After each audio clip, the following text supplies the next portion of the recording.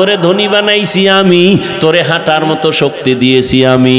তুই দুনিয়াতে যে দিন আসছো তুই দাঁড়াইতে পারো নাই, আম্মু কয়া ডাকতে পারো নাই, আব্বু বলে ডাক দিতে পারো নাই, পানি লাগবে বলতে পারো না আম্মু পানি দাও, পেটে ক্ষুধা লাগছে খানা দাও বলতে পারো নাই, বিছানায় শুয়া শুয়া শুধু ওয়া ওয়া বলে কান্না করেছো। আম্মা জানের ভেতরে আমি আল্লাহ একটা রাডার তৈরি করে দিছি, তুই কান্না করার পরে কখন কি দরকার মা বুঝবে আর দিবে। তোর ক্ষুধা লাগছে তাও তোর পুঁজি কান্না, তোর ঘুমে ধরছে তাও তোর পুঁজি কান্না, শুধু তোর একটা পুঁজির নাম কান্না। কিন্তু এই একটা কান্না দিয়া তোর জীবনের সব দাবি মা আদায় করে। মা বুঝতে পারে তোর কান্নার দ্বারা কখন খানা চাও, তোর কান্নার দ্বারা তুই কখন ঘুমের বিছানা চাও, কান্নার দ্বারা তুই কখন বাথরুমে যেতে চাও। বাবা বুঝে না, কে বুঝে? কে বুঝে? মা বুঝে। আব্বাজান কয় বাচ্চা কাঁদে কেন? ক্ষুধা লাগছে খানা দাও। আম্মা কয় 5 মিনিট আগে খানা দিছি, তো কাঁদে কেন? আম্মা কয় এখন কান্না করে ঘুমের কান্না। বাচ্চারা ঘুমের আগে কান্না না করলে ঘুম আসে না। আল্লাহ বলে তোরে আমি হাঁটার শক্তি দিলাম, আব্বু আম্মুকে চিনার শক্তি দিলাম, চলার মতো শক্তি দান করলাম। আমি আল্লাহ তোকে বস্ত্রের ব্যবস্থা করে দিলাম, তুই ঘুমাবি কেমনে? তোর একটা বিছনা লাগবে, বালিশটা লাগবে নরম। কয় আমি আল্লাহ নরম বানানোর জন্য তুলা গাছ বানায় দিছি। আমি আল্লাহরে চিনলি না রে বান্দা। মা বাবায় পানি দেয়, খানা দেয়, এজন্য তুই মা বাবার পাগল। অথচ তোরে এত সুন্দর চেহারাটা তোর মা বাবায় বানায় নাই, কে বানাইছে? ওই চেহারাটা যিনি বানাইছেন, তোর জিব্বাটা দিয়ে তুই কথা বলো, ওই জিব্বাটা কোনো দিন ব্যথা হয় না। ও কে এত সুন্দর জিব্বা দিয়ে কথা বলায়? কথার মধ্যে আবার মায়া লাগায় দিছেন। সবাই কথা বললে মানুষের অন্তরে যায় না, মানুষ বৈশা কথা শুনে না, ঠিক নি? এই মায়া কে লাগাইছেন? ওই আল্লাহরে বান্দা যদি চিনতি, চিনার পরে যদি একদিন বলতি আমার আল্লাহ, আল্লাহ বলে তোর জীবনের গুনাহ মাফ করে দিলাম। এখনো সময় আছে, তওবা করে নেন, আল্লাহর কাছে অন্তর নরম করে বলেন আল্লাহর কোরআন সত্য, গুনাহ নিয়ে কবরে গেলে জাহান্নামের আগুনে জ্বলতে হবে তাও সত্য। ওই জাহান্নামের আযাবের ভয় যদি থাকে এখনো সময় আছে, তওবা করো। ও যুবক, মা বাবা থাকলে দোয়া নিও, মা বাবার দোয়া ছাড়া তুমি লেখাপড়ায় পাশ করতে পারবা না, সম্মানের চেয়ারে বসতে পারবা না। আজকে এই চেয়ারে বসছি মা বাবার দোয়া আর চোখের পানির কারণে। তুমি আজকে টাকার মালিক, বাড়ির মালিক, মা বাবার চোখের পানি আর দোয়ার কারণে। ওই মা বাবারে যারা ভুলিয়ে গেছো, ওরে কত সন্তানেরা মা হারায় কাঁদে, বাবা হারায় কাঁদে। করোনায় হারাইলো, আগুনে পুড়িয়া কত মা চলে গেল, বাবা চলে গেল। সন্তানেরা আর আব্বু বলে ডাকতে পারে না, আম্মু বলে ডাক দিতে পারে না। এই বন্যায় কত মা চলে গেল, কত বাবা চলে গেল। ও আল্লাহর বান্দারা, ও যুবক বাবারা, যাদের মা এখনো বেঁচে আছে, বাবা আছে, গিয়া দোয়া নিও। ঘরে গিয়া মাকে বলিও, মা আমি মনের রাগে কত খারাপ কথা তোমার সাথে বলেছি, তুমি হয়তো মাঝে মাঝে কষ্ট পাইয়া কান্না করেছো। আজকে আমি ওয়াজের প্যান্ডেলে তওবা করে আসছি, আর তোমাকে কষ্ট দিব না, বেয়াদবি করব না। মা তুমি আমাকে একটু দোয়া করিয়া দাও, আমি লেখাপড়া করে আদর্শ মানুষ হব, ডাক্তার হব, ইঞ্জিনিয়ার হব। আমি ওলামায়ে কেরামের দোয়া নিয়ে, পরামর্শ নিয়ে চলবো, নবীর তরিকার বাইরে চলবো না। মা যদি মাথায় হাত দিয়া দোয়া করে, তোমার কপাল খুলিয়া যাবে। আর যার মা দুনিয়ায় নাই, কবরের কিনারায় যাইয়া দোয়া করিও, বাবার জন্য দোয়া করিও। ওই মা বাবা তোমার আমার জন্য জীবনটা শেষ করে দিয়েছেন। আজকে তোমার ঘরের ভিতরে ফ্রিজ ভরা মাছ, কত ফল, অথচ মা বাবা এমন এক সময় গেছে মাছ খাইতে চাইছে, কেনার মতো টাকা পায় নাই। ফল খাইতে চাইছে, কেনার মতো টাকা ছিল না। আজকে তোমার ঘরে ফলের অভাব নাই, মাছের অভাব নাই। কি লাভ হবে? ওই মা বাবা তো সাদা কাপড়ের প্যাকেটে কবরে পড়ে আছে। ওই মা বাবারে তো আর চাইলেও মাছ দিতে পারবা না, ফল দিতে পারবা না। একটু জবান খুলিয়া দোয়া করিও আর চোখের পানি সারিয়া কাঁদিও। আর আমার আল্লাহকে বলিও, আল্লাহ আমার বাবারে তুমি মাফ করিয়া দাও, আমার মাকে মাফ করে দাও, জীবনে যত বেয়াদবি করেছি মাফ করে দাও। ও আল্লাহর বান্দা, জানি না কার অন্তর তৈরি হয়ে গেল তওবার জন্য। কেউ তওবা নসিব হবে, তারা তওবা করে আর নামাজ ছাড়বে না, দাড়ি কাটবে না, বেপরদায় চলবে না, মা বাবাকে কষ্ট দিবে না। আর একদল নিমক হারাম কপাল পোড়া আছে, হাজারো বয়ানে দিল নরম হবে না, চোখে পানি আসবে না। এরা তওবা না করিয়া বাইরে গিয়ে আরো বিরোধিতা শুরু করে দিবে। জানি না কার অন্তরটা নরম, কে তওবার জন্য দিলটা তৈরি করেছেন। যাদের অন্তরে তৈরি হয়ে গেছে তওবার নিয়তে, তাদেরকে আমি বলবো এখনো সময় আছে, অন্তর তৈরি করেন তওবার জন্য। আল্লাহকে মনে মনে বলেন, আর জীবনে নামাজ ছাড়বো না, বেপরদায় চলবো না, দাড়ি আর কাটবো না, মা বাবাকে কষ্ট দিব না, নবীর তরিকার বাহিরে চলবো না, উলামায়ে কেরামের পরামর্শ নিয়ে চলবো। তওবা করার মতো যদি কারো অন্তর তৈরি হয়ে থাকে, দুটো হাত আমার আল্লাহকে দেখায়া দেন। আয় আল্লাহ, হাতগুলো কবুল করে নেন, তওবা কবুল করে নেন। ও আল্লাহ, জানি না কারা হাত তুলছে, আমরা তওবার নিয়তে হাত তুলেছি, আর নামাজ ছাড়বো না, আর বেপরদায় চলবো না, দাড়ি কাটবো না, নবীর তরিকার বাহিরে চলবো না, মা বাবারে কষ্ট দিব না, ওলামায়ে কেরামের পরামর্শ নিয়া মুরব্বীদের সাথে বেয়াদবি করবো না। ও আল্লাহ, আমাদের তওবা কবুল করে নেন। এই হাতের দ্বারা বান্দা তুমি ভালো ভালো কাজ করবা। তুমি ডান হাত দিয়া ভালো কাজ করো, খানা খাও ডান হাত দিয়া, ভালো কাজগুলো ডান দিক থেকে শুরু করো, ডান হাতের মাধ্যমে শুরু করো।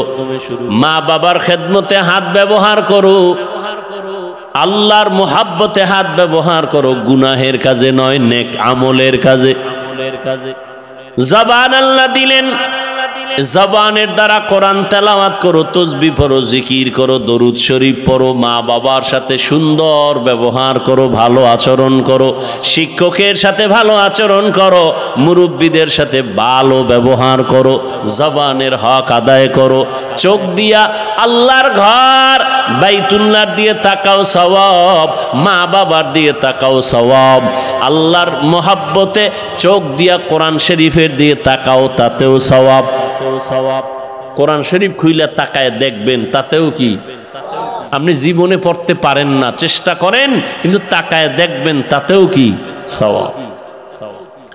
কিন্তু কপাল বড় খারাপ, আমার দেশের মুসলমান ঘরের মধ্যে কোরআন শরীফ আছে, 20 বছর হয়ে গেল, একটা দিনও কপাল পরা মুসলমান কোরআনটা ধইরা খুইলা দেখে নাই ভেতরটা কেমন। অথচ আল্লাহর কোরআন ধরো, পড়তে না পারলেও বুকে লাগাও, আঙ্গুল টেনে টেনে টেনে টেনে তুমি যদি বলতে পারো, হে মালিক, তোমার কোরআন এত দামি যে কোরআন বুকে লাগাইলে বরকত, দেখলে সওয়াব, পড়লে সওয়াব, আমি পড়তে পারি না, কোরআনের নূর আমার সিনায় দান করো। আমার আল্লাহ কোরআনের বরকতে তোমার ঘরটা আলোকিত করবে। যেই ঘরে কোরআন তেলাওয়াত হবে, ফেরেশতা দিয়া ওই বাড়িটা পাহারা দিবে। এই কোরআন যার সিনায় থাকবে, কবরে গেল মাটি তার লাশটা নষ্ট করবে না। এই কালামে জিন্দা কুরআনে হাকিম, হিকমতে উলায়া জালাস্তু কাদিম, জামিউল ইলম ফিল কুরআনে হাকিম, তাকাসারাত আনহু আফহামুর রিজালি। দুনিয়াতে গান শুনো, গল্প শুনো, কবিতা শুনো, একবার দুইবার 10 বার পরে আর ভালো লাগে না। এক গান কতবার শুনবো? আমি বয়ান করি, এরপরেও মানুষ কয় এক বয়ান 2 জায়গায় মজা লাগে না। কিন্তু আমার মাওলার কালাম এমন স্বতন্ত্র একটা কিতাব, এটা যতবার শুনি ততই যেন মজা বাড়ে, তৃপ্তি শেষ হয় না। কথা ঠিক না? যত শুনি ততই মজা লাগে। আবু জাহিল্লা কত বড় বেঈমান, আমার নবীর বড় দুশমন। এই যুবকেরা, তোমার দাম কত তুমি জানো? নিজের মূল্য যদি নিজে না দাও কে দিবে? তোমার দাম কত তুমি জানো? মদিনাওয়ালা নবী, বেঈমানরা যে নবীর পাগল, আসমান পাগল, জমিন পাগল, সমস্ত বিধর্মীরা রসুলের পাগল। সেই নবী কি বলছে জানো? বুড়ারা আমি মুহাম্মদের বিরোধিতা করেছে, যুবক আমি মুহাম্মদের উপকার করেছে।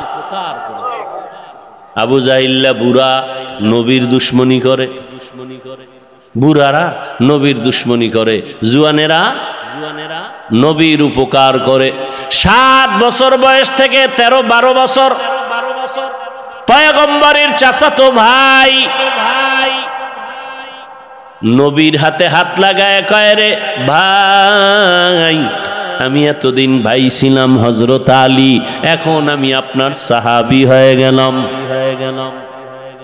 7 থেকে 11, কেউ 8 বছর, কেউ 11 বছর বলছেন। আলী আইসা নবীর হাতে হাত দিয়া কালেমাওয়ালা হয়ে গেলেন, শক্তি বেড়ে গেল। জুয়ান, তুমি জুয়ান কি করো? আচ্ছা তুমি যদি নবীর উপকার করতে নাও পারো, অনুরোধ থাকবে ক্ষতি করিও না। উয়াতেনে কি নাদারি বদমকুন বরওজুদে খুদসতম্বে হদমকুন। পারলে নামাজ পড়ো, নবীর আদর্শে দাড়িটা লম্বা করো, পারলে মাথায় টুপি লাগাও, যদি না পারো কোনো গালি নাই, গালি দেওয়ার অনুমতি নাই। বাবা তুমি টুপি যদি মাথায় না দিতে পারো, আমরা দোয়া করি এক সময় তুমি দিও, কিন্তু এমন ব্যবহার যেন না হয়, তোমারে দেইখা যেন অন্যের টুপির থেকে আগ্রহ নষ্ট না হয়। তুমি এমন ব্যবহার করবা না যে মানুষ টুপির থেকে আলাদা হবে, দাড়ি থেকে আলাদা হবে, বরং তুমি এমন ব্যবহার দাও, ভাই আমি দাড়ি রাখতে পারি না, দাড়ি রাখা বড় সওয়াবের কাজ, তুমি রাখছো, মাশাআল্লাহ অনেক সুন্দর লাগে, অনেক ভালো লাগে, দোয়া করিও আমিও যেন রাখতে পারি। আর তুমি যদি উল্টা বয়ান দাও, কিরে বুজুর্গ হয়ে গেলি অল্প বয়সে, বিয়ে করছো কয় না, সর্বনাশের আগে দাড়ি, তোর কপালে বিয়া নাই, তো একটা পেরেশানির মধ্যে পড়বে, দাড়ির কারণে বিয়া নাই। আসলে কি সত্য দাড়ির কারণে বিয়া হয় না? তা আমরা দাড়িওয়ালারা তো বউ ছাড়া মরণ। বরং আল্লাহর কসম করে বলি, লিখে রাখ, যুবকদের বলি লিখে রাখ, দাড়িওয়ালারা বউ নিয়ে যত শান্তিতে আছে, এরকম শান্তিতে খোদার কসম কেউ নেই। এরপর 2-1টা ঝামেলা থাকতে পারে, ওটা ধর্তব্য না। আর সাজ কাল মাদুম। ও আল্লাহর বান্দারা, আমি যেটা বুঝাইতে চাই, তুমি মাদ্রাসায় পড়ো না, তুমি স্কুলে পড়ো, তুমি কলেজে পড়ো, বাধা নাই, ইসলাম তোমাকে গালি দেয় না। তুমি ডাক্তার হও, ইঞ্জিনিয়ার হও, একজন প্রফেসর হও, বাধা নাই। কিন্তু খবরদার তোমার ওই লাইনে পড়তে গিয়া যেন কোরআনওয়ালার পড়ায় কোনো ক্ষতি না হয়। তুমি কোরআন পড়তে পারো না, মাদ্রাসায় পড়তে পারো না, তুমি বলিও ভাই তুই মাদ্রাসায় পড়ো, তুমি আমার পার্শ্ববর্তী এলাকার প্রতিবেশী, মাদ্রাসায় পড়ো, কোরআন পড়ো, কলিজাটা ঠান্ডা হয়ে গেছে, দোয়া করিস আমি স্কুলে পড়ি, কলেজে পড়ি, তবে কোরআন থেকে যেন আলাদা হয় না যাই। তুমি কোরআন পড়ো, দোয়া করিও আমিও যেন আল্লাহর কোরআন পড়তে পারি। তুমি নামাজ পড়ো, আমার মন চায় পড়ার জন্য আমি পারি না, দোয়া করিও আমিও যেন ঠিক মতো নামাজ পড়তে পারি। এতে খুশি না? আমি কি বুঝাইতে চাই, তুমি যদি দিনের কাজ করতে নাও পারো, চেষ্টা করো, কিন্তু বিরোধিতা করিও না। যুবক তোমার দাম কত দেখছো? আজকে যুবক সফলতার মানদণ্ডে এই দেশের একটা ইতিহাস তৈরি করে ফেললো যুবক। কথা ঠিক না? যুবক যুবতীদের এক সফল ইতিহাস। তুমি এখানের যুবক না, তোমার মধ্যে এমন পাওয়ার আছে যে পাওয়ার দিয়া পুরা দুনিয়া তুমি একা কন্ট্রোল করবা, সে পাওয়ার তোমার মধ্যে আছে। কমতেছে কিছু, কারোটা কমতেছে শুধু এই মোবাইলের গুনাহের কারণে পাওয়ার কমতেছে। পাওয়ার বুঝো, গোটা দুনিয়া তুমি পরিচালনা করার মেধা তোমাকে আল্লাহ দিয়েছেন। তুমি আল্লাহর বান্দা, তুমি শ্রেষ্ঠ নবীর উম্মত, সে মেধা তোমার মধ্যে আছে, কিন্তু নষ্ট হবে গুনার কারণে। গুনার কারণে মেধা নষ্ট হয়। কোন মানুষ ভালো কাজ করতে গিয়া পাগল হয় না, গুনাহ করতে গিয়া এই যে ফ্রি ফায়ার গেমস খেলা পাগল হয়ে গেছে। কি মিশা? তুমি ওই পথের যাত্রী, তুমি পাগল হইবা কবে? তারিখটা দাও। ও যুবক আল্লাহর গোলাম, তোমার ভেতরে এত মেধা আমার আল্লাহ দান করেছেন, এই মেধা কাজে লাগাইয়া তুমি অন্তরে লালন করো, গোটা দুনিয়া তুমি নিয়ন্ত্রণ করবা। তুমি ডাক্তার হইল শুধু গাজীপুর সিটির তুমি ডাক্তার না, তোমার অন্তর এত বড় করে থাকো যে গোটা দুনিয়াতে আমি ডাক্তার হিসাবে পরিচয় লাভ করব। মানুষ আমাকে ফ্রি ভিসা দিয়া বিদেশের ঘরে নিবে আমি ডাক্তার হিসাবে। আমার দেশের ডাক্তার বিদেশ যায় না, নেয় না। তা তুমি এই সিফাগল্লির ডাক্তার হইয়া এইভাবে চিন্তা করো কেন? তোমার দিলটাকে বড় বানাও। তোমার অভাব কিসের? অভাব একটা, তোমার চরিত্র ভালো না। আর এই অভাব যদি থাকে, তুমি যত টাকাওয়ালা হও, তুমি সম্মানের চেয়ারে জীবনে বসতে পারবা না। ডাক্তার MBBS, মুসলমানের বাচ্চা, নামটা খুব সুন্দর, এরপরও কপাল খারাপ। বাংলাদেশেও থাকার কপাল হয় নাই। তাসলিমা MBBS ডাক্তার, কপাল খারাপ চরিত্রের কারণে। কিসের কারণে? চরিত্রের কারণে। তুমি ডাক্তার হও,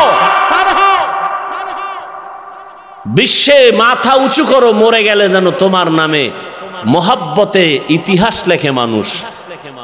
কাজী কবি নজরুল মরে গেছে, তার ইতিহাস আছে না?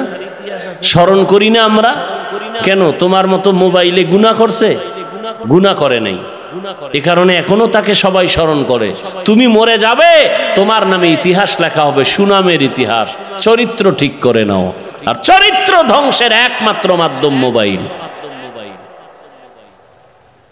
অথচ তুমি যদি মোবাইলেই সময় দাও, সুন্দর সময় দিতে পারো, জ্ঞান অর্জন করতে পারো, গুগলে ঢুকতে পারো, মানুষের এই স্ট্রাকচার কেমনে তৈরি হলো, চোখ কেমনে তৈরি হলো, ব্রেন কেমনে তৈরি হলো, গুগলে সার্চ দাও, এগুলো দেখো। আসমান কেমনে তৈরি হলো, সৌরজগৎ, নবমণ্ডল, ভূমণ্ডল, পৃথিবী নামক গ্রহটা কেমনে বানানো হলো, এগুলো গবেষণা করে কাগজ কলমে লিখো। এখান থেকে অনেক কিছু শিখো। বাজে সময় দেওয়ার টাইমই পাবা না। ভালোটা নেও, খারাপটার দিকে দৌড়াও কেন? এত বয়ান, এত বয়ান, এত বয়ান, জুমার দিন খতিব সাহেবদের বয়ান, আলেম ওলামার বয়ান, বক্তাদের বয়ান, পীর সাহেবদের বয়ান, তাবলিগের বয়ান, এরপরেও কেন আমাদের মধ্যে পরিবর্তন নাই? এর একমাত্র কারণ আমাদের মরণের চিন্তা নাই, জাহান্নামের ভয় নাই। এজন্য আমার তেলাওয়াতকৃত আয়াতে আল্লাহ পাক দুটো আদেশ দিয়েছেন। একটা আদেশ আর একটা নেতিবাচক নির্দেশ। ইয়া আইয়ুহাল্লাযীনা আমানুত্তাকুল্লাহ, ও দুনিয়ার মুমিন, তোমরা ভয় যদি করো একমাত্র আল্লাহকে ভয় করিও। কাকে? আল্লাহকে ভয় করো। ভয় করার মতো হক আদায় করে। সাহাবায়ে কেরাম বললেন, ও পয়গম্বর, আল্লাহ যত বড়, ওই পরিমাণ হক আদায় করে ভয় করাটা অসম্ভব। তো আল্লাহর নবীও চিন্তায় পড়ে গেলেন। আল্লাহ আয়াত নাজিল করে বললেন, ইত্তাকিল্লাহা মাস্তাতাতুম। সাহাবায়ে কেরামদের জানায় দেন, আমার হক আদায় করার দরকার নাই, সবাই যেন তার সাধ্য মতো আমি আল্লাহকে ভয় করে। আল্লাহকে ভয় করার মানি গুনাহ থেকে নিজেকে বাঁচাইয়া রাখো। কারণ গুনাহ করলে শাস্তি হবে দুনিয়াতেও, শাস্তি হবে পরকালেও। এমন কিছু গুনাহ কাজ আছে যেই গুনাহ করলে শাস্তি মরার আগেই হবে। পরে না আগে? কথা বলেন। সবকিছু শেষ, বাকি শুধু মোনাজাত। বাকি কি? এই হাত দুইটা উঠাবো আর মোনাজাত দিব, শেষ। আর হাত দুইটা যদি উঠাইয়াই শুরু করি, আপনারা চিল্লাই লিখে আর হাত নামানোর সুযোগ আছে? আছে? অতএব ডিস্টার্ব করবেন না। পৃথিবীতে জবান দিয়া অনবরত কথা বলার মতো কষ্টের কাজ আর একটাও নেই। রডের ফ্যাক্টরিতে রড টানে, সিমেন্ট ফ্যাক্টরিতে সিমেন্টের কাজ করে, অনেক কষ্ট, অনেক কষ্ট। কথা বলার থেকে কষ্টের কাজ পৃথিবীতে আর একটাও নেই। অনবরত কথা বলা, প্রতিদিন প্রতি রাত। এর মধ্যে একটা কথা যদি আঁকা বাঁকা হয়, সম্মানের জায়গায় অসম্মান, মোহাব্বত সব ধুলায় মিশে যাবে। এগুলো ঠিক রাইখা এরপরে এক লাইনের মানুষ হইলেও তৈতো যে সব আলেম ওলামা, এগো যদি দুই একটা কথা ভুলও হইয়া যায় কিছু মনে করবে না। কিন্তু না, এখানে হরেক রকমের মানুষ বসে আছে, আছে না নাই? এদের মেধা মন ঠিক রেখে দ্বীনের কিছু কথা শুনানো এটা কঠিন, আমার আল্লাহর রহমত ছাড়া সম্ভব না। অতএব নিজে শুনবেন না, আর একজনকেও শুনতে দিবেন না, এমনটা যেন না হয়। কথা বলতে অনেক কষ্ট হইতেছে, এরপরও বলতেছি মোহাব্বতে আপনাদের, দ্বীনের নেসবতে আল্লাহ এ মজলিসকে কবুল করেন। এটি কফাল। কফাল বড় কঠিন জিনিস। অনেকে ওয়াজের দাওয়াত শুনছে, আসতে পারে নাই, কফাল। আবার অনেকে আসছে, প্যান্ডেলে ঢুকতে পারে নাই, এর কফাল। কই তারা? মহিলা প্যান্ডেলের তাওয়াফ করতেছে, কেউ দোকানপাটে গুনাহের কাজে আড্ডা করতেছে, কবিরা গুনাহ করতেছে, এর নাম কফাল। কেউ বসছে কিন্তু কপাল খারাপ, শেষ দোয়া করে যেতে পারে নাই। মায়ের জন্য একটু দোয়া, বাবার জন্য একটু দোয়া, এলাকাবাসীর জন্য দোয়া, অসুস্থতার জন্য দোয়া, ব্যবসার জন্য দোয়া। একজনের আমিন কবুল হলে সবারটা কবুল। কপাল খারাপ, বয়ানে আসছে ঠিক, বসছে ঠিক, মোনাজাতের কপাল হয় নাই। এরকম কপাল ভরা আছে না নাই? কয়ে ওয়াজ তো ডেলি শুনি, তো ডেলি তো শুনো, আসছো কেন? মা বাবার হক কি আদায় করেছো? ভাইয়ের হক কি আদায় করেছো? গুনাহ থেকে নিজেকে বাঁচানোর নাম আল্লাহর ভয়। কারণ গুনাহ করলে শাস্তি হবে দুনিয়ায়, শাস্তি হবে পরকালে। আমরা তো জানি পরকালেই শাস্তি হবে, তবে কিছু কিছু মারাত্মক অন্যায় আছে যেটা করলে দুনিয়াতেই শাস্তি হবে। মরার পরে না আগে? কিছু কিছু অন্যায় আছে যা করলে শাস্তি হবে মরার আগেই। এক নাম্বার অন্যায়ের নাম জুলুম। কি জুলুম? আবার তিন প্রকার। আল্লাহর সাথে জুলুম করা, নিজের সাথে জুলুম করা, অন্যের সাথে জুলুম করা। আল্লাহর সাথে জুলুমের নাম শিরিক। আল্লাহর সাথে জুলুমের নাম, চাকরি না থাকলে না খাইয়া মরে যাইতাম, এরকম বলা শিরিক। মইরা যাবেন, এ ক্ষমতা কার হাতে? বাঁচায় রাখবেন কে? অমুক দল ক্ষমতায় থাকলে বাঁচতাম, আর না থাকলে মরতাম। দলের উপরে সব মরণ বাসনের নির্ভরতা করে নিলেন কেন? মরণ বাসনের ক্ষমতা কার হাতে? ছেলেটা বিদেশে না থাকলে, চাকরি না করলে আমি মরে যাইতাম। এ কথাগুলো যদিও কঠিন, আপনি মারাত্মক ডাইরেক্ট অন্যায় না করলে আমার আল্লাহ বেজার হয়ে যায়। ও বান্দা, তোরে ধনী বানাইছি আমি, তোরে হাঁটার মতো শক্তি দিয়েছি আমি। তুই দুনিয়াতে যে দিন আসছো, তুই দাঁড়াইতে পারো নাই, আম্মু কয়া ডাকতে পারো নাই, আব্বু বলে ডাক দিতে পারো নাই, পানি লাগবে বলতে পারো না, আম্মু পানি দাও, পেটে ক্ষুধা লাগছে খানা দাও বলতে পারো নাই, বিছানায় শুয়া শুয়া শুধু ওয়া ওয়া বলে কান্না করেছো।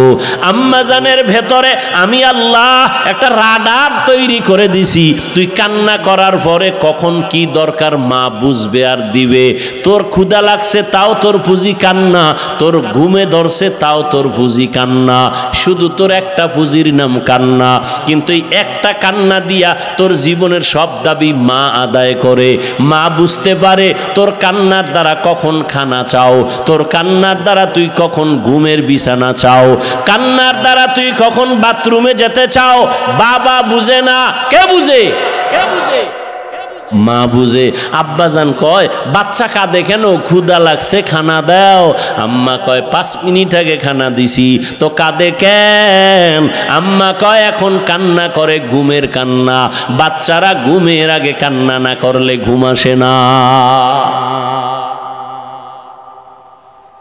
আল্লাহ বলে তোরে আমি হাঁটার শক্তি দিলাম, আব্বু আম্মুকে চিনার শক্তি দিলাম, চলার মতো শক্তি দান করলাম। আমি আল্লাহ তোকে বস্ত্রের ব্যবস্থা করে দিলাম। তুই ঘুমাবি কেমনে? তোর একটা বিছনা লাগবে, বালিশটা লাগবে নরম। কয় আমি আল্লাহ নরম বানানোর জন্য তুলা গাছ বানায় দিস। আমি আল্লাহরে চিনলি না রে বান্দা। মা বাবায় পানি দেয়, খানা দেয়, এজন্য তুই মা বাবার পাগল। অথচ তোরে এত সুন্দর চেহারাটা তোর মা বাবায় বানায় নাই। কে বানাইছে?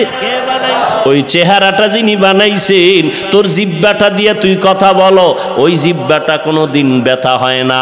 ও কে এত সুন্দর জিব্বা দিয়ে কথা বলায়? কথার মধ্যে আবার মায়া লাগায় দিছেন। সবাই কথা বললে মানুষের অন্তরে যায় না, মানুষ বৈশা কথা শুনে না। ঠিক নি? এই মায়া কে লাগাইছেন? ওই আল্লাহরে বান্দা যদি চিনতি, চিনার পরে যদি একদিন বলতি আমার আল্লাহ, আল্লাহ বলে তোর জীবনের গুনাহ মাফ করে দিলাম। এরে বান্দা আমি আল্লাহ তোকে গরিব থেকে ধনী বানায় দিলাম, সম্মানের চেয়ারে বসায় দিলাম আমি আল্লাহ। তোর সমকক্ষ কত ছেলে মেয়েরা স্কুলে গেছে, কলেজে লেখাপড়া করার পরে তুই কিন্তু ঠিকই লেখাপড়ার শেষ প্রান্তে এসে সম্মানের চেয়ারে বসছো। তোর অনেক ক্লাসের ছাত্র ছাত্রীরা শেষ পর্যন্ত লেখাপড়া করতে পারে নাই। লেখাপড়া করতে পারে নাই। মায়ের কারণে হতে পারে, বাবার কারণে হতে পারে, অর্থের কারণে হতে পারে, মেজাজের কারণে লেখাপড়া করতে পারে নাই। ও আল্লাহর বান্দারা, সম্মানের চেয়ারে আমার আল্লাহ বসায় দিলেন। আমি আল্লাহ এত আদর করে তোরে বানাইছি, তোর পেটের ক্ষুধা নিবারণ করার জন্য আমি আল্লাহ খানার আয়োজন করেছি। এমন খানা দিলাম যেই খানা তোর মা বাবায় দিতে পারে না। খানা খাবি, রুটি খাবি, ভাত খাবি, সেজন্য আবার তরকারির দরকার। তোর আব্বা আম্মা তরকারি বানায় নাই, আমি আল্লাহ তরকারির আয়োজন করলাম। মশলা তোর বাবায় বানায় নাই, পেঁয়াজ রসুনের ব্যবস্থা করে দিলাম। ও বান্দা, ভাত 3 বেলা খাইয়াও বান্দা তোর শাক সবজি দিয়ে খাবি, এরপরও তোর ভাল লাগে না। কয়দিন এক তরকারি খাওয়া যায়? আল্লাহ কয় নজর করে দেখ, সমুদ্রের ভেতরে কোটি ধরনের মাছের আয়োজন আমি আল্লাহ করেছি, তোর বাবায় করে নাই, কোনো সরকার করে নাই। কে করছেন? বাচ্চাওয়ালা মুরগি জবাই দিয়া খাও, বাচ্চা পাগলের মতো করে, আম্মু নাই। আমি আল্লাহ বেজার হই নাই। একটা গাভীর থেকে দুধ টান দিয়া 20 কেজি ঘরে নিয়ে আসছো, বাচ্চায় মায়ের দুধ পায় না। আমি আল্লাহ তোর উপরে বেজার না। আমি বানাইছি তোর জন্য, তুই খা। ও বান্দা, মাছ কতদিন খাবি? কত ধরনের মাছ আমি আল্লাহ পাক আবার গোশতের আয়োজন করেছি। গরুর গোশত খাবি খা, উটের গোশত খাবি খা, কত ধরনের গোশত হালাল করে দিলাম। গোশত আছে, সবজিও আছে, মাছও আছে, খানাও রেডি, কিন্তু রুচি নাই। কি নাই?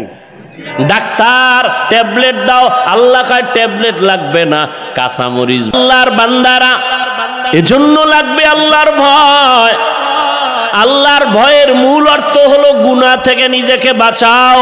চোখের গুনাহ থেকে চোখের হেফাজত করো, হাতের গুনাহ থেকে হাতকে বাঁচাও। এই আঙ্গুল দিয়া কত বিরোধিতা করছো আর লেখছো, আঙ্গুলের সোজা করে আমার মাওলারে বলো, আল্লাহ না বুঝা আলেমের বিরুদ্ধে লেখছি, আর কোনোদিন লেখবো না। আমার লেখার দ্বারা তো আলেমের ক্ষতি হয় না, উল্টা আমারই ক্ষতি হয়, গুনাহ হয়, মানুষ আমারে খারাপ জানে। এই চক্ষু দ্বারা কত বেগানার দিয়ে তাকাইলাম, আব্বা আম্মার দিয়ে তাকাইলে সওয়াব, মা বাবার দিয়ে ভালো নজরে তাকাই নাই। ও আল্লাহ, তোমার কোরআন দেখবো সওয়াব, একবারও তোমার কোরআনটা দেখতে পারি নাই। ও আল্লাহ মাফ করে দাও, এই চোখের দ্বারা আর গুনাহ দেখবো না, নেক দেখবো, সওয়াবের আমল দেখবো। ও আল্লাহ, এই জবানের দ্বারা কত গালি দিছি আমার ভাই বোন আপনজনেরে, আজকে থেকে আর গালি দিব না, নবীর তরিকার মানিয়া চলবো, সুন্নত অনুযায়ী চলবো। ও দুনিয়ার যুবক বাবারা, এই দুনিয়াতে যত যুবকের সুন্দর ইতিহাস দেখো, সবার পেছনে একমাত্র পুঁজি হলো সুন্দর চরিত্র। আল্লাহর বান্দা যুবক মানুষ, বিয়ার বয়স পার হয়ে গেছে, বিয়া করে না। বড় ভাই ছোট ভাই বিয়া করিয়েই ফেলাইছে।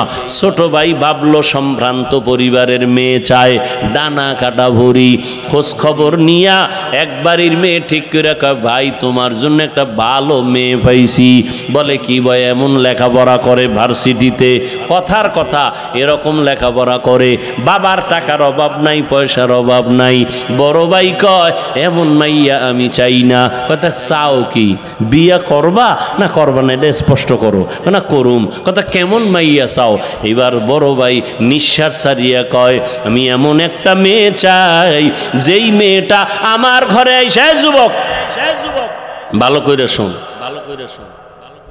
বড় ভাই বলে, এমন একটা মেয়ে আমার বউ বানাইয়া ঘরে আনতে চাই, যেই মেয়েটা আমার ডান হাতটা ধইরা আমাকে জান্নাতের মধ্যে ঢুকাইয়া দিবে।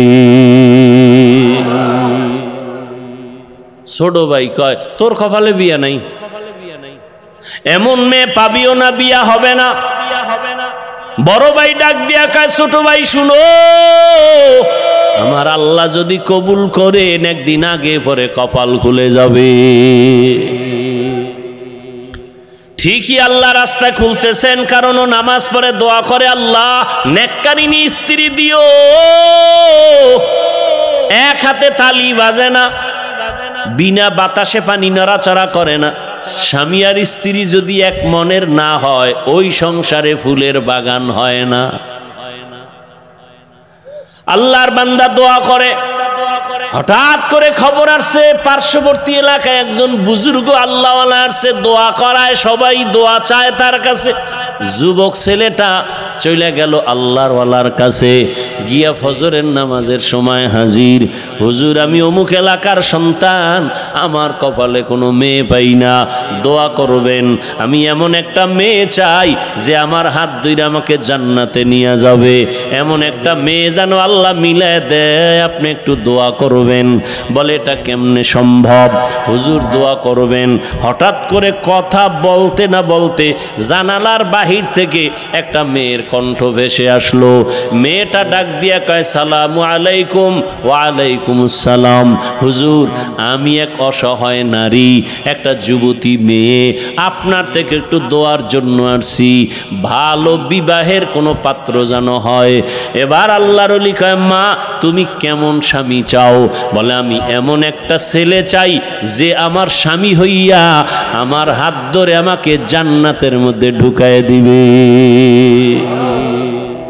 এই যুবক, কেসা কাহিনীর ওয়াজ ভাল লাগে? বাংলাদেশের মানুষ এডি ভালো পায়, এডি ভালো পায়। এই যত বয়ান করছি না, এখন যদি বয়ানটা ছাইড়া দেই, কবি হুজুর ঘটনাটা শেষ করে এরপরে যান। কথা ঠিক নেই? আমি এক বয়ানে বলছিলাম, কোরআন শরীফ হলো পৃথিবীর কেসা কাহিনীর বড় কিতাবের নাম কোরআন। ওগুলো বুঝাবার সময় আমার হাতে নাই। ওলামায়ে কেরাম ভালো করে জানেন, কোরআন শরীফে গরুর কিচ্ছা নাই। এরা কি কয় কোরআন হাদিসে কিচ্ছা কাহিনীর? কোরআন হাদিসে 2000-এর উপরে আয়াত আছে শুধু কিচ্ছা কাহিনী। বাঘের কিচ্ছা আছে কোরআন শরীফে, হাতির কেচ্ছা আছে কোরআন শরীফে, পিপিলিকার কেচ্ছা আছে কোরআন শরীফে, কেচ্ছা নেই। তুমি আসলে কোরআন সম্পর্কে জানো না, তোমার অন্তরে ভরা হিংসার কিচ্ছু না। এইবার যুবকও চায় এমন একটা মেয়ে যে মেয়ে জান্নাতে ঢুকাবে, যুবতীও চায় এমন একটা স্বামী যে জান্নাতে। এবার মন মতো মিলছে না মিলে নাই? হুজুর মাঝখানে থাইকা বিবাহের বন্ধন তৈরি করে দিলেন। আজকে বাসায় যাইয়া যুবকদের বলি, গুগলে সার্চ দিবি, এই ঘটনা ওখানে পাবি। আজকে বলে দিব শেষে। এইবার বিয়া হয়ে গেছে, স্বামীর মন চাইছে এমন একজন বিবি হবে আমার, যে আমাকে জান্নাতের পথে পথ প্রদর্শন করবে, আমার পথে অন্যায়ের পথে বাধা হয়ে যাবে। আবার স্ত্রীও চাইছে আমার স্বামী আমার জান্নাতের পথে সহায়ক হবে। এই দুইজনে মিলিয়া সংসার শুরু, দুইজনে কষ্ট করে সংসার চালায়। স্বামীও সহযোগিতা করে স্ত্রীর, স্ত্রীও সহযোগিতা করে স্বামীর। স্বামী মাসে যা কামাই করে স্ত্রী তা আমানতের সাথে রাখে, এই যা পায় তা দিয়েই সংসার চালায়। বেশি আসলে প্রশ্ন করে বেতন কত, কয় 10 টাকা। 11 টাকা আসলো কেন, 1 টাকা কোথার থেকে আসলো? একটা লামসাম জবাব দিয়েছে স্ত্রী, স্বামী জবাব দিল পরের মাসে আবার 2 টাকা বেশি। বেশি কেন জবাব দাও? এইভাবে প্রত্যেকটা আম্মা জানেরা স্বামীকে যদি মাসে মাসে দইরা কয় 20,000 টাকা বেতন, 21,000 আসলো কেন, এইভাবে জবাব যদি চায়, কোন আল্লাহর বান্দা হারাম টাকা ঘরে ঢুকাইতে পারবে না। আম্মা জানেরা চাইবো, আম্মা জানারও খুশি, আরো দাও, আরো দাও, কি? আর আম্মাজান চাইবে না কেন? তুমি না আম্মাজানের আনছো, টেলিভিশন দাও, হুন্ডা দাও, গুন্ডা দাও, বিদেশে যাওয়ার ভিসা দাও। তুমিও কম কারাও নাই, তুমিও পায়খানা কম খাও নাই, যৌতুক নামের পায়খানা। এদের মতো ইতর পৃথিবীতে আর কেউ যৌতুক এই এলাকায় নাই। আল্লাহ হেদায়াত দান করুন। যারা যৌতুক নেয় এরা জালেম। কি বলেন? জুলুমের বিচার মরার আগে না পরে? লিখে রাখেন।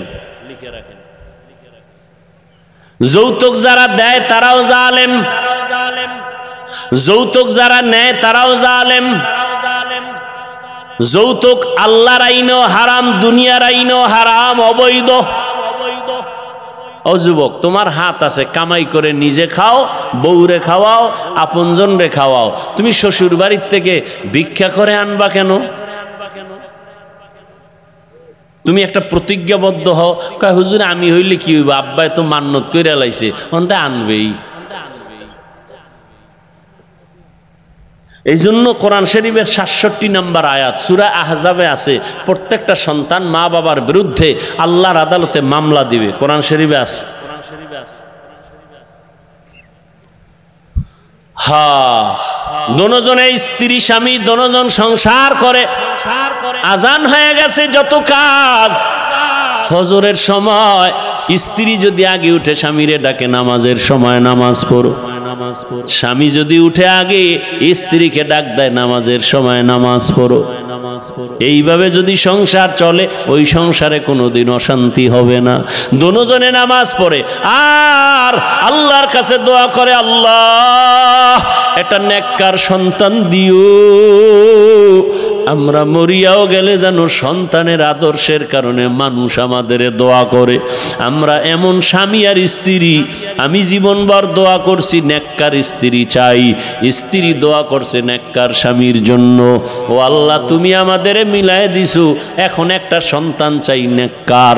দুইজনে কান্না কইরা দোয়া করছে, আল্লাহ এমন একটা সন্তান তাকে দান করছেন, যেই সন্তান আদর্শ নিয়ে বড় হইয়া জালেমদের হাত থেকে প্রথম কিবলা বাইতুল মুকাদ্দাসটাকে হস্তগত করে নিল, স্বাধীন করলো।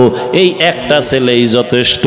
গুগলে গিয়ে আজকে নাম দেখা ইতিহাস পর, ওই ভাগ্যবান সন্তানের নাম হলো সৈয়দ সালাউদ্দিন আইয়ুবী রহমাতুল্লাহ আলাইহি। সালাউদ্দিন আইয়ুবীর নাম শুনছো? সালাহুদ্দিন, দ্বীনের পরিশুদ্ধকারী, ধর্মের পরিশুদ্ধকারী, বাইতুল মুকাদ্দাসকে স্বাধীন করেছে সালাউদ্দিন আইয়ুবী। গুগলে নাম দিয়া সার্চ দিয়া ইতিহাস পড়, সব লেখা আছে। বলছি না মোবাইল থেকে ভালো দিকটাও নেওয়া যায়, তুমি খারাপ দিকে যাও কেন? লাভ কি? রাত শেষ, কি দেখছো কি বলছো সব শেষ, চরিত্র কিছুই নাই। সালাউদ্দিন আইয়ুবীর মতো সন্তান কার পেটে আসছে এবার বুঝো তো। এরকম মায়ের পেটে আনোয়ার শাহ, খাজা মঈনুদ্দিন চিশতি, এরকম আদর্শ সন্তান আসবে সালাউদ্দিন আইয়ুবী। ও আল্লাহর বান্দারা, 800 বছর পর্যন্ত মুসলমানেরা স্পেন জমিনটাকে শাসন করেছে। তারেক বিন জিয়াদের মাধ্যমে হাতে নিল স্পেন জমিন। 800 বছর শাসন করেছে মুসলমান। আজকে সে স্পেনের খবর নাও, আজান মাইকে চলে না। ও যুবক বাবারা, মনটাকে বুঝাও, বালিশে মাথা লাগাইয়া যখন ঘুমাও মনেরে প্রশ্ন করিও, এই ঘুমটা তো জীবনের শেষ ঘুমও হইতে পারে। অনেকে ঘুমের ঘরেও তো মরে যায়। তুমি যদি মরো আল্লাহর কাছে কি জবাব দিবা? কবরে গিয়া কি বলবা? ও আল্লাহর বান্দারা, আমরা যা বলি আমার মাওলার কোরআন থেকে, নবীর হাদিস থেকে, একটু জবাব দাও যুবক বাবারা। আল্লাহর কোরআন সত্য না মিথ্যা? কত পার্সেন্ট সত্য বলো? ওই কোরআন শরীফের মধ্যে জান্নাতের বয়ান আসেনি? সত্যটা বলিও। ওই কোরআনে জাহান্নামের বয়ান আসেনি? এগুলো মিথ্যা, সব সত্য। জাহান্নামে কে যাবে, জান্নাতে কারা যাবে তাও আল্লাহ বলছেন। ইন্নাল আবরারা লাফি নাঈম ওয়া ইন্নাল ফুজ্জারা লাফি জাহিম। নেক আমলওয়ালারা জান্নাতের পথিক, গুনাহগার যারা তারা জাহান্নামের পথিক। জান্নাতটা কেমন আরামের ঘর আল্লাহ তাও কোরআনে বয়ান করেছেন। এমন জান্নাত আল্লাহ নেক আমলওয়ালাকে দিবেন, যেই জান্নাতে কোনোদিন কেউ যুবক হইয়া ঢুকবে, কোনোদিন বুড়া হবে না। জান্নাতীদের গালে কোনোদিন দাড়ি আসবে না, কোনোদিন বাথরুমের ব্যাগ হবে না। শান্তি আর শান্তি আর শান্তি, নেক আমলওয়ালারা জান্নাত পাবে। ও যুবক বাবারা বলো, তোমার মতো যুবক স্কুল কলেজে পড়ে 5 বেলার নামাজি আছে না নাই? তুমি নিজের প্রশ্ন করো, তুমি কেন পারো না? তোমার কপাল কেন এত খারাপ? তোমার মতো যুবক আজকে র্যাব, আর্মি, পুলিশ, বিডিআরের চাকরি করে, নামাজি অভাব নাই। যুবক চাকরি করে, ব্যবসা করে, নদীর মধ্যে মাছ ধরে, নামাজ ছাড়ে না। তুমি কেন পারবা না? তোমার মতো যুবক আজকে তাকায়া দেখো, রাস্তায় গাড়ি চালায়, নামাজের সময় নামাজ পড়ে বাদ দেয় না। বলো তুমি কেন নামাজটা পড়তে পারো না? তোমার মতো যুবক সন্তান জমিনে চাষাবাদ করে, আজান হলে গামছা বিছায় রাস্তায় নামাজ পড়ে ছাড়ে না। তুমি কেন নামাজ পড়তে পারো না? ও যুবক বাবা, তোমার মতো সন্তান স্কুল কলেজে পড়িয়াও মা বাবার খেদমত করে। দাড়িওয়ালা নামাজি অভাব নাই। ঢাকা বিশ্ববিদ্যালয়ে যাও, জাহাঙ্গীরনগর বিশ্ববিদ্যালয়ে গিয়া দেখো কত ছাত্র আছে লেখাপড়া করে, মাথায় পাগড়ি লাগানো, লম্বা দাড়ি, নামাজি নাই। পেছন দিক দিয়া তাকাইলে মনে হয় বাইতুল মুকাররমের খতিব, অথচ বান্দা ভালো করে আরবিও পড়তে পারে না। নামাজের সময় নামাজ পড়ে। পর্দার আড়ালের আম্মা জানেরা, আপনাদের মতো কত মা এই এলাকায় ঘুরলে এখনো পাওয়া যাবে 5 বেলার নামাজ পড়ে নাই। এরে আম্মা জানেরা, আপনারা কেন পারেন না? আপনাদের দাম কত তা জানেননি?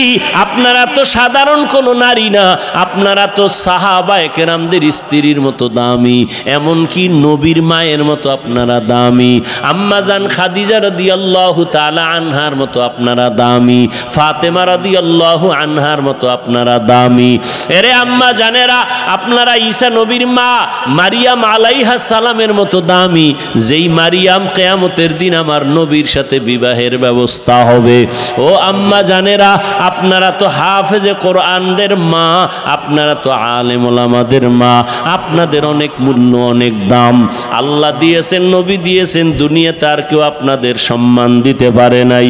আপনি কি পারেন না একটা নেক আমলওয়ালা, নেক আদর্শ সন্তানের মা হয়ে কবরে যাবেন? আপনার সন্তান ডাক্তার হবে, তবে বেয়াদব যেন না হয়। ও মা, আপনার আদর্শ দিয়া সন্তানটাকে ইঞ্জিনিয়ার বানাবেন, মরিয়া গেল সন্তান আপনার জন্য কোরআন পড়ে দোয়া করবে, দুনিয়ার মানুষও দোয়া করবে। ওরে আম্মা জান, এখনো সময় আছে, তওবা করে নেন। ও বৃদ্ধ বাবাজিরা, আপনার মতো কত বুড়া মানুষ এত কষ্ট করিয়া লাঠি হাতে নিয়ে মসজিদে গিয়া 5 বেলার নামাজ পড়ে, অভাব নাই, আপনি কেন পারবেন না? ব্যবসা করে, মিথ্যা বলে না, হারাম খায় না, আপনি কেন পারবেন না? এখনো সময় আছে, তওবা করে নেন, আল্লাহর কাছে অন্তর নরম করে বলেন, আল্লাহর কোরআন সত্য, গুনাহ নিয়ে কবরে গেলে জাহান্নামের আগুনে জ্বলতে হবে, তাও সত্য। আপনারা আমার নবীজি যার গুনাহ নাই, ওই নবীও হাসরের ময়দানের আযাবের ভয়ে চোখের পানি ছেড়ে কান্না করেন। আম্মা জান আয়েশা রাদিয়াল্লাহু আনহা বলেন, নবী আপনি কাঁদেন কেন? বলে, কিয়ামতের দিন ভয়ঙ্কর হালাত হবে, আমার উম্মতের উপায় কি হবে, এই ভয়ে কান্না করি। কারণটা কি? কিয়ামতের ময়দানে ঈসা নবী নিজের ভয়ে কান্না করবেন, মূসা নবী নিজের জন্য কান্না করবেন। এতটা ভয়ঙ্কর হবে হাসরের মাঠ, সমস্ত নবীরা পর্যন্ত কান্না করবেন। উম্মতেরা নবীদের কাছে যাবে সুপারিশের জন্য। ঈসা নবী বলে আমি পারবো না, মূসা নবী বলবেন আমি পারবো না, ইব্রাহিম নবী বলবেন আমার দ্বারা সম্ভব না। নবী যে বলেন, আয়েশা সর্বশেষ উম্মতেরা আমি মুহাম্মদের তালাশ করবে, চতুর্দিকে সূর্যের গরম সহ্য করা যায় না, জমিনটা তামা হয়ে যাবে, ওদিকে জাহান্নামের আগুনের আওয়াজ। সবাই সব নবীদের পেছনে ঘুরিয়া আশ্বাস না পাইয়া সবাই আমারে তালাশ করবে। আম্মা জান আয়েশা বলেন, নবী আপনি কোথায় থাকবেন, উম্মতেরা কোথায় আপনাকে পাবে? নবী বলেন, আয়েশা আমি থাকবো আমার আল্লাহর সামনে, কুদরতের সামনে, মাকামে মাহমুদে সেজদায় পড়ে কাঁদবো।